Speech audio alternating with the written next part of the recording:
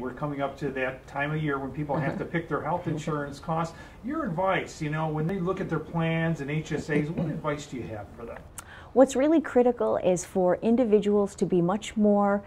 savvy and strategic about the decisions they're making about the benefit profile they want to choose. Most of the health insurance plans have decision support tools on their website, and we have one as well, where the employee can go into the website and actually use a spreadsheet to plug in what they think their expected healthcare costs are going to be for a particular year. It's very useful to be able to do that because it allows you then to make an assessment of whether you're going to have high utilization and does it make sense to be in a high deductible health plan where many of those costs might be incurred by you as the patient or the member, or should you be in one of the,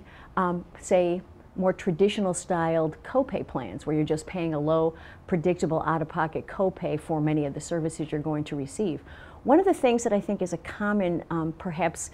misconception or something people aren't necessarily aware of is in a high deductible health plan, virtually all of your preventive care services are covered in full. So there are no copays for things like going for a physical or going for an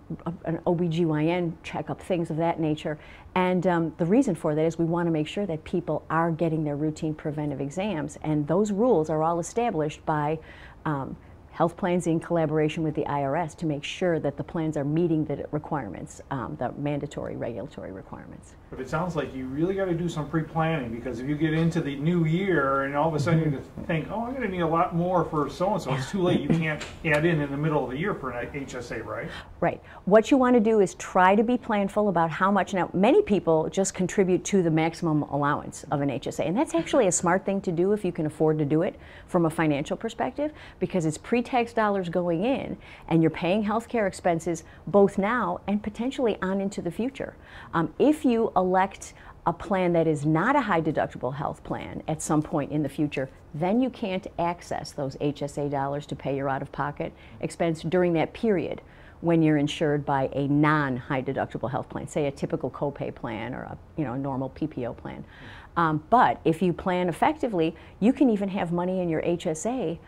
available to you to pay expenses for healthcare costs when you're in a Medicare program, because that money is available once you're over 65, regardless of what kind of a plan you're in. But it's important to be able to be planful and make sure that you're choosing a plan that makes sense for you in the current period and funding that HSA account to the maximum of your financial capability.